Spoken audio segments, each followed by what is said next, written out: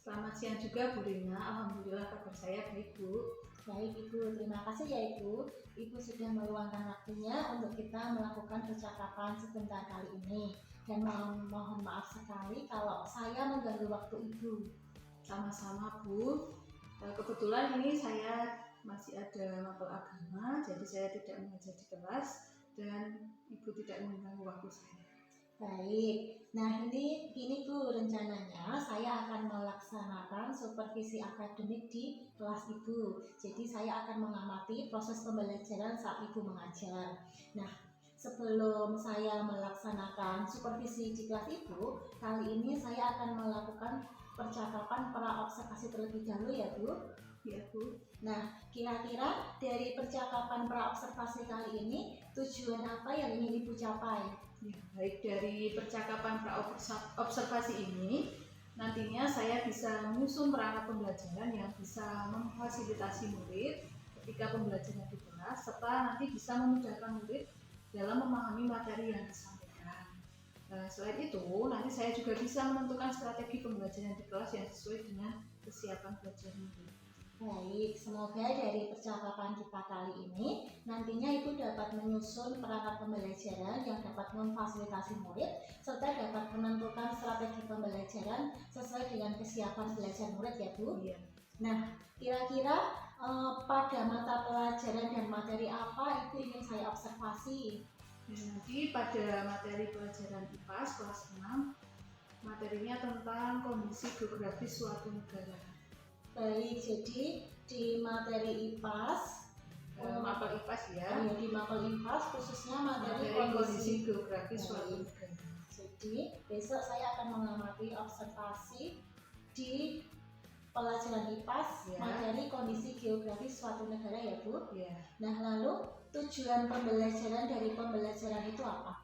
Ya, nanti akan ada 3 tujuan pembelajaran. Yang pertama itu nanti murid dapat menemukan perbedaan kondisi geografis dari contoh negara yang diberikan. Kemudian yang kedua, murid dapat menjelaskan faktor yang mempengaruhi kondisi geografis suatu negara. Kemudian yang terakhir, nanti murid dapat menyebutkan setidaknya 5 bentang alam populer di dunia. Baik, jadi ada 3 tujuan pembelajaran ya Bu. Ya. Nah, kira-kira area pengembangan apa yang ingin Ibu capai pada pembelajaran tersebut? Nah, untuk area pengembangannya nanti tentang pembelajaran diferensiasi dan KSE Bu. Baik, jadi di modul ajar yang Ibu buat sudah terintegrasi dengan pembelajaran diferensiasi dan KSE ya Bu? Iya Bu, sudah. Nah, lalu untuk diferensiasinya Ibu menggunakan diferensiasi apa ya Bu? Untuk diferensiasinya saya memilih satu diferensiasi Bu, yaitu diferensiasi konten. Nanti rencananya dalam penyampaian materi itu saya menggunakan gambar dan video untuk memaparkan ke siswa tentang kondisi geografis suatu negara di dunia. Baik, sangat luar biasa sekali persiapan Ibu ya. Jadi Ibu menggunakan diferensiasi konten berupa gambar dan video. Iya. Nah, lalu untuk strateginya, strategi apa yang disiapkan Ibu untuk pembelajaran tersebut? Nah, untuk strategi yang saya siapkan itu saat kegiatan inti nanti menggunakan model pembelajaran problem based learning, kemudian menggunakan medianya tadi seperti yang sudah saya sebutkan, media gambar dan video, kemudian menggunakan lembar kerja murid dan lembar evaluasi.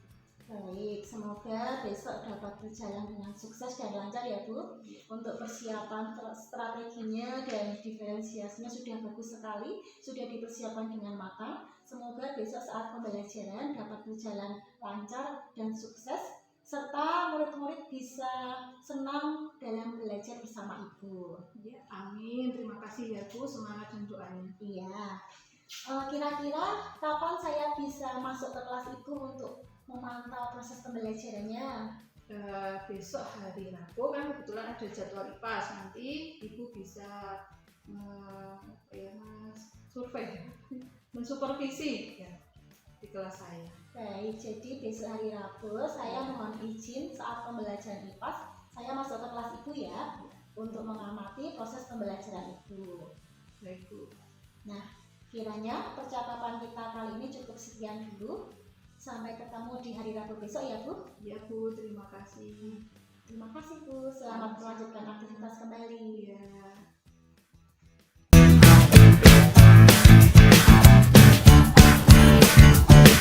Assalamualaikum warahmatullahi wabarakatuh.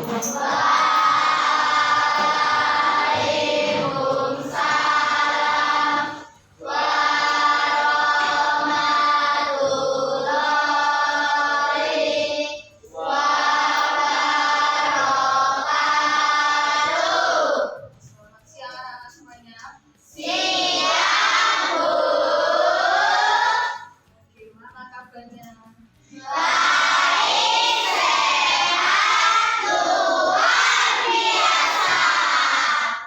Baiklah, sebelum kita mulai belajar untuk materi IPAS, kita berdoa terlebih dahulu. Silakan Mas Anas, teman-temannya dipimpin berdoa.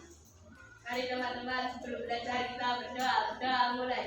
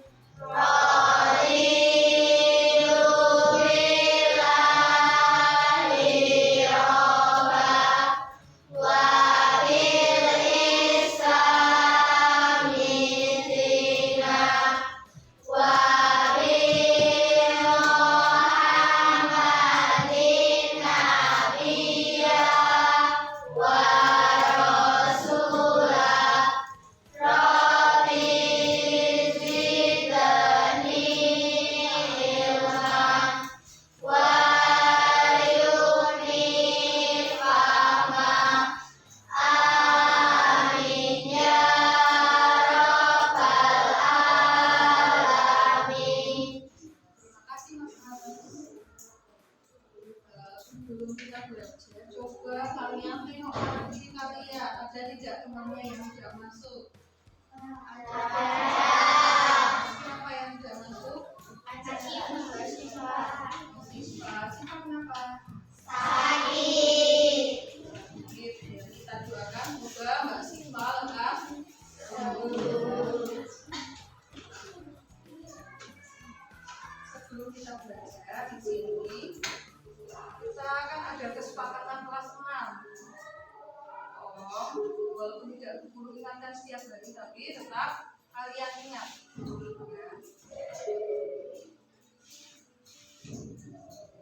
Yang pertama itu datang tepat waktu. Kemudian belajar dengan tertib, menghormati guru dan teman. Kemudian tidak berbicara saat guru menjelaskan, dan mengangkat tangan untuk minta izin dulu jika ingin berbicara. Tulis kata-kata kelas kita, jangan lupa selalu diingat ya. Untuk hari ini materi IPA kita akan belajar mengenai perbedaan kondisi geografis negara-negara di dunia. Kalian masih ingat tidak? Pertemuan sebelumnya kita belajar tentang apa? Ingat tidak? Masih. Apa Mbak Queen?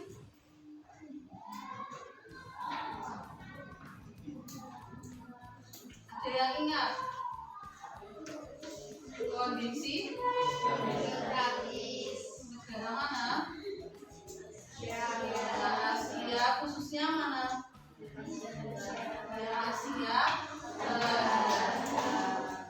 di Asia itu Asia Tenggara ada beberapa negara yang kita bahas kemarin. Jelas ya, masih ingat negara mana saja? Indonesia, Malaysia, Singapura, Filipina, Thailand, Laos, Kamboja, Vietnam, United States, dan yang terakhir yang bergabung terakhir di Asia. Kemudian hari ini kita akan belajar di luar negara Asia Tenggara. Jadi kita akan belajar negara ada 5 negara yang akan kita bahas. Tujuan pembelajarannya apa? Yang pertama itu nanti supaya kalian dapat menemukan perbedaan kondisi geografis dari contoh negara yang diberikan dengan benar. Kemudian yang kedua, dapat menjelaskan faktor yang memengaruhi kondisi geografis suatu negara dengan benar. Kemudian yang ketiga, dapat menyebutkan setidaknya 5 tentang alam populer di dunia dengan benar. Supaya semangat, supayanya tepuk semangat dulu, tepuk semangat.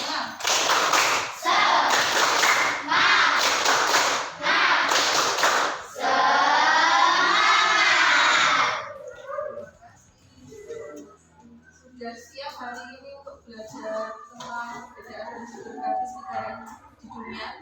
Sudah. Kita akan menjelajah negara-negara di dunia.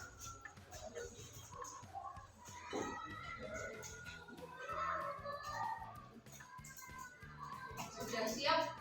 Duduknya sudah siap, paspornya?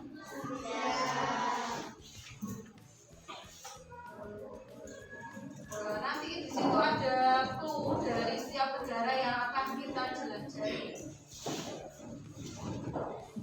Clue-nya itu baca 3 kata bantu yang ditampilkan. Kemudian yang kedua, tebak nama negara tujuan sesuai dengan kata bantu yang ditampilkan. Kemudian yang ketiga, lanjutkan ke negara tujuan selanjutnya. Oke, siap? Sabuk pengamannya sudah siap? Lampunya siap? Penerbangan pertama itu negaranya terletak di benua Asia, mata uangnya rupiah Nepal, kemudian bahasanya Nepali. Negara mana? Siapa yang tahu? Ya, pintar semuanya. Negara Nepal. Tepuk jempol dulu buat kalian. Yuk, tepuk jempol. Jempol kanan, jempol kiri, 2 jempol. Bagus. Tahu ya, negara mana? Nepal. Jadi penerbangan kita yang pertama itu negara Nepal. Dan terbang kita sampai di negara Nepal. Negara Nepal itu ibu kotanya mana? Kathmandu. Bahasanya Nepali. Mata uangnya seperti mata uang dunia yang namanya mata uang rupiah.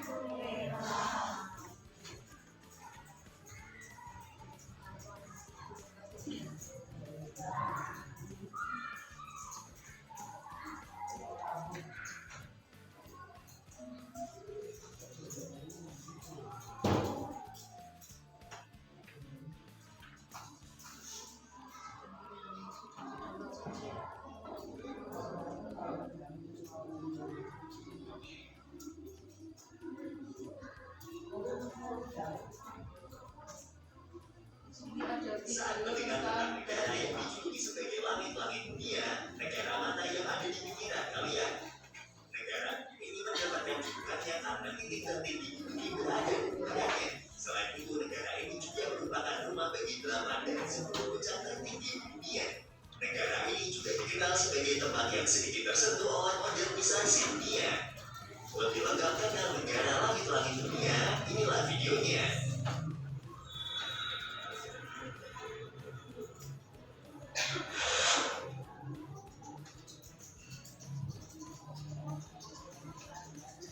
Kembali lagi di channel Infoways Indonesia, channel yang mungkin bisa menambah wawasan dari informasi yang belum kalian ketahui. 7.516 km, batasan dengan negara Cina tepatnya daerah otonomi Tibet di bagian utara, dan dengan negara India di bagian barat, timur, dan selatan.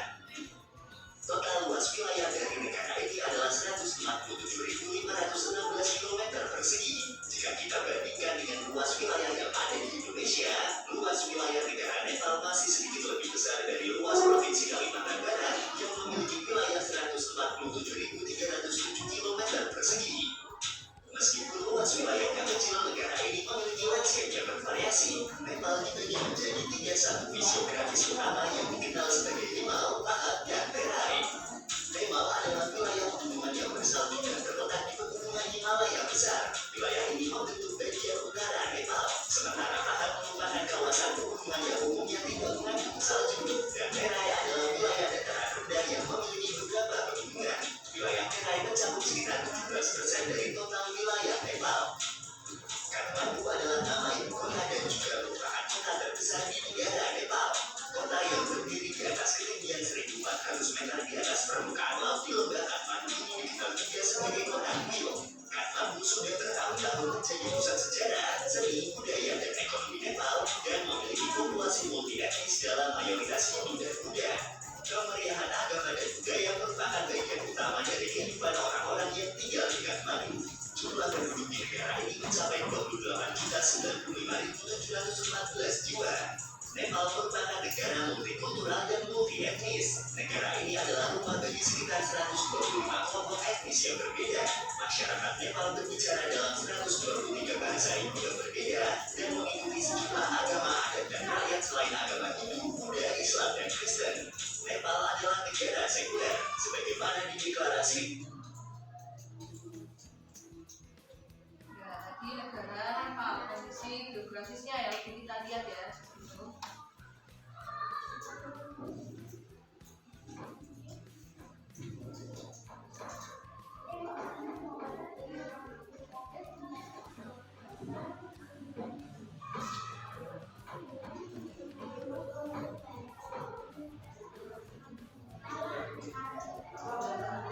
Jadi sudah negara yang pertama itu Nepal. Nepal tadi gimana? Bapak? Lanjut pengembangan yang kedua. Ciri-cirinya di situ terletak di benua Australia. Mata uangnya dua, kemudian makanan khasnya domba panggang. Negara mana? Selandia. Dari Selandia dan tepuk jempol lagi. Tepuk jempol. Jempol kanan, jempol kiri, 2 jempol. Bagus. Untuk Selandia Baru, benderanya seperti itu ya. Ibu kotanya di Wellington. Bahasanya bahasa Inggris, Maori, isyarat Selandia Baru, mata uangnya itu dolar Selandia.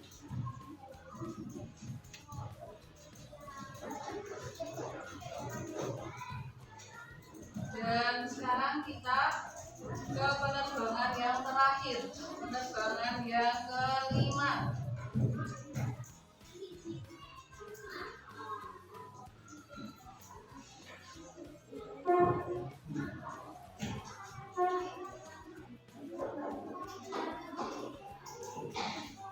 Ada di benua Afrika.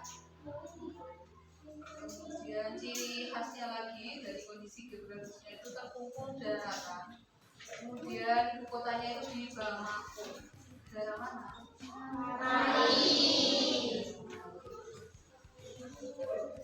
Dan akhirnya demikian ya kondisi geografis dari kelima negara tadi, dari beberapa benua, negara dari beberapa benua. Kemudian yang terakhir kita sudah sampai di negara kita yang terakhir di Indonesia.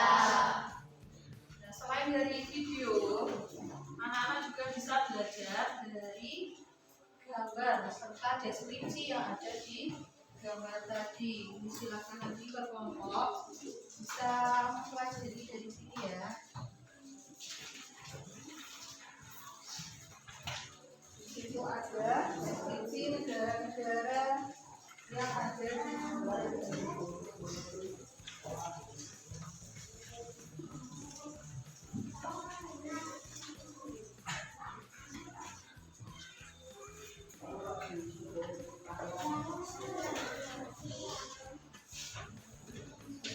Bisa kalian pelajari di situ. Kalau ada yang mungkin belum jelas,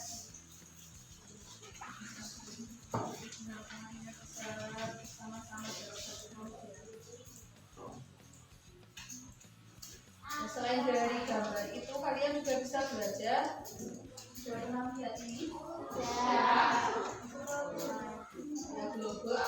ini apa? Bola dunia. Nanti kalian bisa bergantian ya. Kelompok nanti bisa bergantian untuk mempelajari gimana kok sebenarnya letak dari negara yang tadi, dari negara misalnya Nepal. Bagaimana Nepal? Apakah benar-benar di Asia? Bisa kalian lihat di blognya atau bola dunia. Nanti bisa bergantian di kelompok Mas Fadil dulu.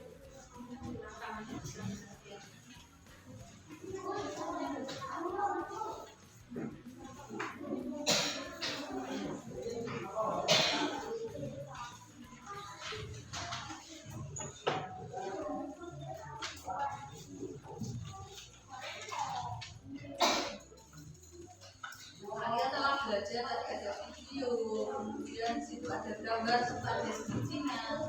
Kemudian bisa juga mengamati kondisi peta dari negara Nepal, negara Mali, kemudian ada Greenland, ada Selandia Baru, kemudian ada negara lagi Greenland dari logo itu. Sekarang secara berkelompok silakan kalian ketua kelompoknya ambil di sini juga ada lembar kerja untuk nulis. Silakan nanti kalian diskusikan dengan kelompok. Sudah membawa peralatan kan ya?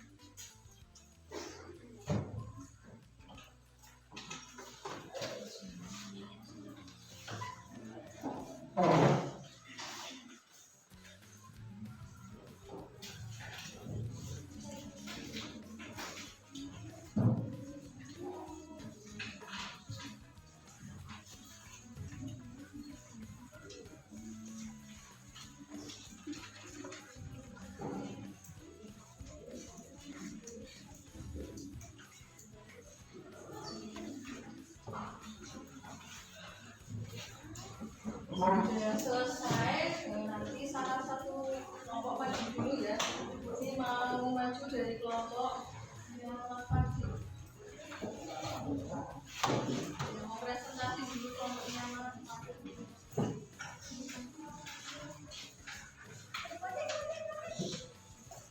Terus siap-siap. Silakan maju ke depan. Teman-teman dari kelompok lain mohon perhatikan. Nanti kalau ada tanggapan atau ada pertanyaan silakan nanti bisa disampaikan.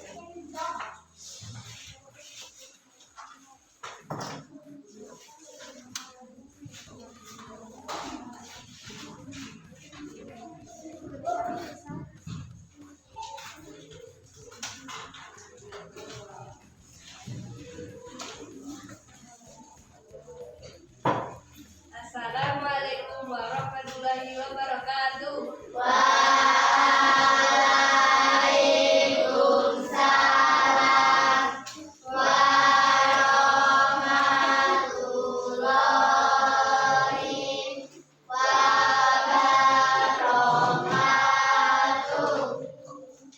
Kami dari kelompok 1 akan mempresentasikan hasil diskusi kami. Pertama merupakan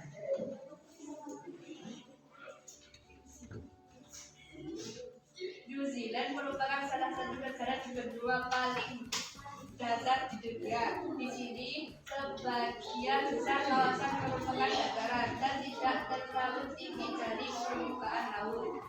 Di negara ini banyak padang rumput yang cocok untuk tempat hidup berbagai hewan ternak seperti domba, biri-biri, dan sapi. Sebagian orang bahkan menyebut jumlah populasi domba di negara ini lebih banyak daripada jumlah manusianya.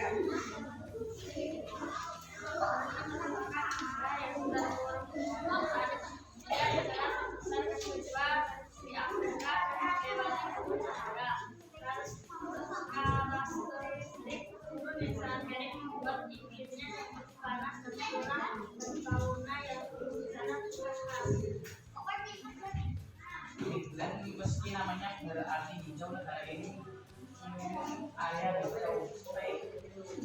Dia area dipenuhi lapisan es tebal yang menyebabkan habis sepanjang tahun dan musim panas suhunya tak lebih dari 10 derajat Celcius. Negara ini berbeda di kawasan laut yang banyak di atas laut. Area ini bisa ekonomi masyarakat bergantung pada aktivitas perikanan. Hawaii, dia adalah salah satu negara bagian Amerika Serikat yang memiliki 8 pulau utama dan sekitar 124 pulau kecil. Ia juga disebut sebagai gunung berapi paling aktif di dunia. Kilauan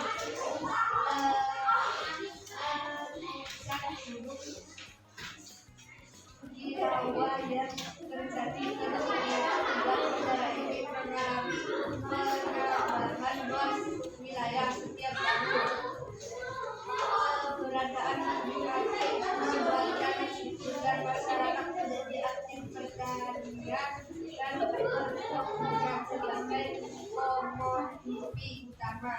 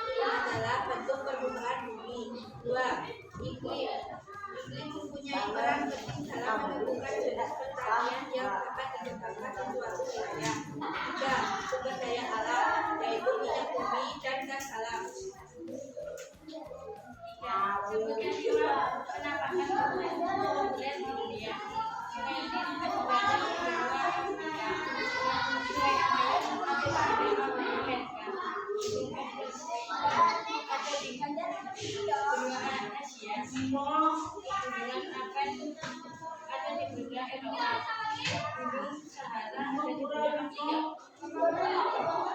daripada presentasi dari kelompok 1. Apakah ada pertanyaan?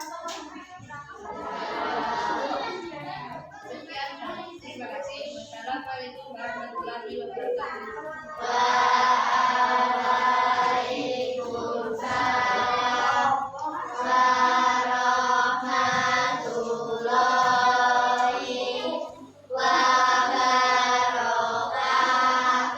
Terima kasih atas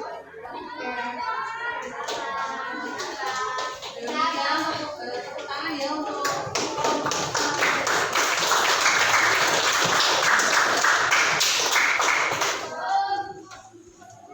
karena semua kelompok sudah maju. Dan kalian juga tadi sudah mengamati ya, dari deskripsinya, kemudian ada buah dunia. Selanjutnya, apa yang disampaikan, yang dipresentasikan masing-masing kelompok tadi. Jadi tadi kelompok dari kelompok 1 sampai 6 sudah menyampaikan hasil diskusinya dengan baik. Hanya ada beberapa tambahan ya, seperti faktor yang mempengaruhi kondisi geografis tadi bisa ditambahkan juga. Selain tadi ada topografi, ada iklim, sumber daya alam, juga ada letak astronominya. Misalnya Indonesia tadi garis khatulistiwa, makanya ada namanya iklim tropis. Seperti itu juga letak astronomis itu ada kondisi di situ nanti yang tadi masih kurang bisa ditambahkan ya di situ ya. Selanjutnya kita sudah belajar banyak, sudah presentasi, sudah bicara. Di sini dulu ada lembar evaluasi. Ya, nanti dikerjakan secara individu itu berarti nanti mengerjakannya sendiri.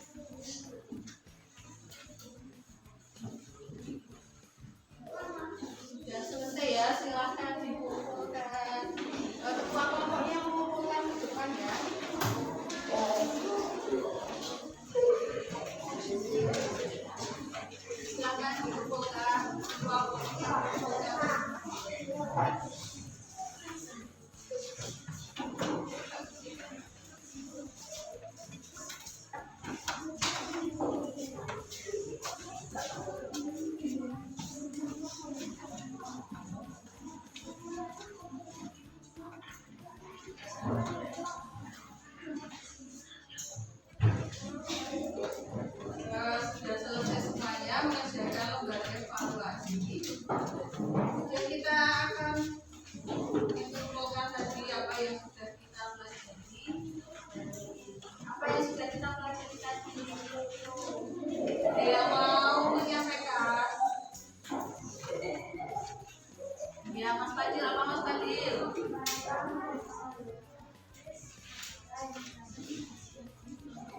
Ada kondisi geografis negara di Asia. Ya, di Asia tadi negara mana? Negara apa bahkan kita? Ya, negara Nepal. Kemudian kondisi geografis negara mana lagi? Masih ingat tidak?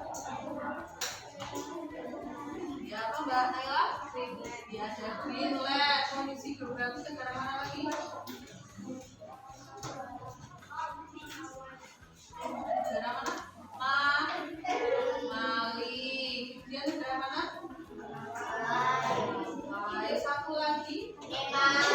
Selandia Baru. Jadi kita tadi sudah belajar kondisi geografis ada negara Mali, ada Greenland, Selandia Baru, ada Hawaii, ada Mali. Jadi Selandia Baru. Kemudian tadi kan kalian sudah membedakannya melalui presentasi tadi, sudah membedakan kondisi geografis kelima negara tadi. Kemudian faktor-faktor yang mempengaruhi kondisi geografis tadi apa saja? Topografi adalah kondisi permukaan bumi. Ya, ada topografi atau permukaan bumi. Kemudian apa lagi? Ya, ada iklim. Iklim itu berpengaruh juga ke mata pencaharian. Misalnya di pertanian nanti iklimnya misalnya tropis, nanti tanaman tropis seperti Indonesia. Kemudian yang ketiga apa? Selain topografi, iklim, kemudian sumber daya alam juga berpengaruh. Kemudian ada letak astronomi. Kemudian bentang alam yang populer di dunia ini siapa yang kenal? Tadi sudah apa Mbak Sopana? Gunung Sahara yang berasal dari Afrika, Sungai Amazon yang berasal dari Amerika, hutan Kalimantan yang berasal dari Asia, air terjun Niagara yang berasal dari Amerika, air terjun Niagara yang berasal dari Amerika, Sungai Nil yang berasal dari Afrika. Ya, tepuk tangan untuk Mbak Sopana. Jadi ada tadi gurun Sahara di mana? Afrika. Ada sungai Nil juga dari Afrika. Yang di Indonesia tadi hutan Kalimantan. Kemudian ada lagi sungai Amazon itu di Amerika, benua Amerika. Ada air terjun Niagara juga di benua Amerika. Tadi yang sudah kita pelajari hari ini. Kemudian untuk minggu depan, jadwal IPAS, kita akan belajar mengenai kan tadi kan sudah kondisi geografisnya. Nah, untuk minggu depan kita akan belajar pemanfaatan kondisi geografis negara-negara yang ada di dunia. Itu nanti bisa dipelajari di rumah ya. Bisa selain dari buku nanti kalian bisa cari di Google. Di situ banyak video, gambar. Tergantung nanti kalian maunya belajarnya bisa pakai apa, silakan nanti bisa dipelajari di rumah ya. Kemudian kegiatan belajar pada hari ini bisa ditutup dengan doa. Silakan siapa yang mau bikin doa? Mari sama-sama mulai kita berdoa. Doa mulai.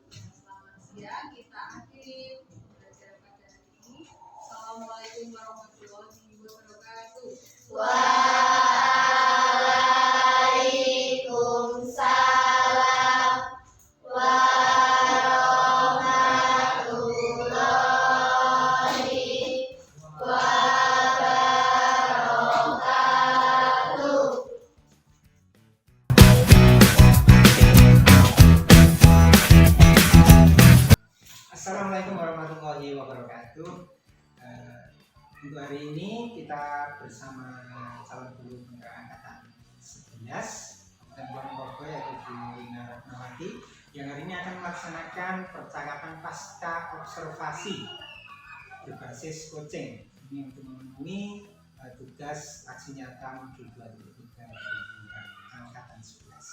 Untuk itu kepada Ibu Rina akan melaksanakan percakapan dengan Ibu Anit, itu disilakan. Selamat pagi Bu Ani, bagaimana kabarnya hari ini? Selamat pagi juga Bu Rina, alhamdulillah kabar saya baik Bu. Baik, alhamdulillah. Sebelumnya terima kasih ya Bu, Ibu sudah meluangkan waktunya untuk kita melakukan percakapan sebentar. Dan mohon maaf sekali jika saya mengganggu waktu Ibu. Ya Bu, sama-sama. Ini kebetulan pagi ini saya jam pelajaran agama, jadi tidak mengganggu waktu saya. Baik Ibu, nah kemarin waktu saya sudah mengamati proses pembelajaran di kelas Ibu ya, pada mata pelajaran UPAS, terutama pada materi kondisi geografis suatu negara. Nah, pada kesempatan kali ini kita akan melakukan percakapan pasca observasi. Kira-kira dari percakapan pasca observasi ini tujuan apa yang ingin Ibu dapatkan? Ya, baik Bu, dari percakapan pasca observasi ini nantinya saya bisa menyusun rencana tindak lanjut untuk perbaikan pembelajaran ke depan. Baik, semoga dari percakapan kita kali ini nantinya Ibu dapat menyusun rencana tindak lanjut untuk perbaikan ke depannya ya Bu. Ya. Nah, menurut Ibu sendiri, bagaimana proses pembelajaran Ibu kemarin? Menurut saya proses pembelajaran yang saya lakukan kemarin sudah berjalan dengan lancar Bu. Ya, lalu apakah semua tujuan pembelajaran yang Ibu rencanakan kemarin sudah berjalan dengan baik dan sudah tercapai semuanya? Ya sudah Bu, terlihat dari hasil penilaian evaluasi di mana lebih dari 75% itu murid sudah tuntas semuanya. Baik, berarti kalau sudah lebih dari 75% itu berarti sudah dinyatakan berhasil ya Bu? Nah, kemarin saya lihat semua murid juga sangat antusias dalam mengikuti pembelajaran, terutama itu ketika Ibu menayangkan PPT itu isinya ada permainan ya Bu. Nah itu murid sangat antusias sekali. Lalu menurut Ibu sendiri, apakah penggunaan media seperti PPT, kemudian kemarin Ibu juga menggunakan blogger, nah apakah media pembelajaran itu sangat mempengaruhi dalam proses pemahaman murid? Ya, kalau menurut saya penggunaan media itu sangat mempengaruhi dalam proses pembelajaran di kelas ya Bu. Jadi nanti murid itu akan lebih tertarik dan lebih antusias dalam belajar. Kemudian kalau misalnya saya menggunakan ceramah, biasanya anak-anak itu akan cenderung bosan dan mengantuk. Baik, luar biasa sekali ya Bu. Jadi Ibu sudah merencanakan dan melaksanakan proses pembelajaran dengan baik sehingga murid tidak merasa ngantuk dan bosan saat di kelas. Nah, kemarin Ibu juga menggunakan model progress learning, kemudian ada diferensiasi konten dan sudah terintegrasi dengan KSE ya Bu. Nah, lalu apakah model dan strategi pembelajaran seperti PBL, diferensiasi konten itu sangat mempengaruhi pembelajaran di kelas? Ya Bu, jadi strategi tadi utamanya seperti diferensiasi konten itu dapat memenuhi kebutuhan belajar siswa sesuai dengan misi yang akan belajarnya. Karena kan di kelas saya ada yang belajarnya secara visual, ada yang audio visual dan juga ada yang kinestetik. Baik, jadi kemarin Ibu sudah menerapkan diferensiasi dan KSE dalam pembelajaran ya Bu, sehingga murid sangat tertarik, sangat antusias dan tidak mager saat pelajaran. Nah, sekarang apakah boleh saya menyampaikan hasil observasi saya kemarin ketika di kelas Ibu? Ya tentu saja boleh Bu, silakan. Baik, menurut saya pembelajaran yang Ibu laksanakan kemarin sudah baik, semua tujuan pembelajaran sudah tercapai dan terlihat murid itu sangat antusias, sangat tertarik dalam belajar. Kemarin pas menyampaikan materi menggunakan PPT, di situ ada permainan kita akan berjelajah ke suatu negara, nah itu murid sangat antusias sekali untuk belajarnya. Nah, Selain itu, kemarin juga itu menggunakan gambar dan video pembelajaran ya Bu. Kemudian juga ada logo. Nah, dengan gambar, video dan logo itu menambah murid itu sangat tertarik untuk belajar. Jadi murid tidak bosan mendengarkan ceramah terus. Mereka bisa praktek berkunjung atau mempelajari tentang kondisi geografis suatu negara. Nah, kalau menurut saya, kalau dinilai dalam tentang skala, itu pembelajaran kemarin sudah pada tentang 9, artinya sudah mencapai sempurna seperti itu. Nah, dari itu dikarenakan kenapa kok saya milih yang ke-9, karena saya melihat proses pembelajaran ketika itu di kelas kemarin sudah baik, sudah luar biasa sekali, dan anak-anak itu sangat tertarik dalam belajar, dan tadi juga itu menyatakan bahwa nilainya sudah lebih dari 75% tuntas ya. Nah, itu berarti kan proses pembelajarannya sudah berhasil. Nah, itu menurut saya. Nah, kira-kira bagaimana itu mendengar hasil dari yang saya amati itu? Ya, saya sangat terima kasih ya Bu Dina. Alhamdulillah saya merasa senang mendengar itu. Baik, namun ibu juga harus tetap mengembangkan pengembangan diri dan kompetensinya ibu sendiri ya Bu, agar kedepannya semakin baik dan lebih baik lagi. Ya, dengan seperti ini nanti saya juga bisa mengetahui kelemahan dan kelebihan apa. Jadi, lalu kira-kira rencana perbaikan atau rencana tindak lanjut apa yang ingin dilaksanakan selanjutnya? Untuk selanjutnya saya ingin memperdalam tentang pembelajaran diferensiasi dan KSE, karena sebenarnya saya belum begitu mendalami, apalagi kelas 6 itu masih baru kurikulum merdeka. Jadi saya ingin mendalami pembelajaran diferensiasi dan KSE. Baik, jadi untuk rencana pengembangan dirinya apa saja tuh yang ingin direncanakan selanjutnya? Saya nanti akan mempelajari pembelajaran diferensiasi dan KSE melalui buku seperti itu dan diskusi bersama rekan sejawat. Baik, lalu untuk tujuan apa yang hendak dicapai dalam pengembangan diri tersebut? Nah, tujuan yang ingin saya capai yang pertama itu saya bisa melaksanakan pembelajaran diferensiasi, kemudian yang kedua nanti saya bisa melaksanakan pembelajaran dengan menerapkan KSE di setiap mata pelajaran. Baik, bagus sekali ya Bu. Nah, dari tujuan tersebut bagaimana ukuran keberhasilannya? Untuk ukuran keberhasilannya, nilai murid itu bisa meningkat dan kemudian untuk nanti ada peningkatan positif dari anak-anak itu kurang lebih nanti 95%. Jadi besok ukuran keberhasilannya bisa mencapai 95% ya Bu. Kemudian untuk pendukung dari keberhasilan itu apa saja? Untuk pendukungnya itu bisa berupa media pembelajaran, kemudian dukungan dari rekan sejawat, dari kepala sekolah, kemudian sarana prasarana serta lingkungan belajar yang aman. Baik. Kira-kira kapan Ibu akan melaksanakan pengembangan diri tersebut? Kemungkinan saya akan melaksanakannya mulai semester 2. Jadi semoga di semester 2 besok rencana tindak lanjut dan pengembangan diri yang sudah Ibu rencanakan tadi dapat berjalan dengan lancar dan sukses ya Bu. Dan semoga Ibu dapat melaksanakan rencana tadi dengan sukses dan bisa melaksanakan rencana pengembangan diri yang sudah Ibu rencanakan tadi. Amin Bu, terima kasih. Nah, kiranya percakapan pasca observasi ini kita cukupkan sekian dulu. Terima kasih atas waktunya. Sampai bertemu di lain hari dan selamat beraktivitas kembali ya Bu. Baik Bu, terima kasih. Terima kasih Bu. Terima kasih.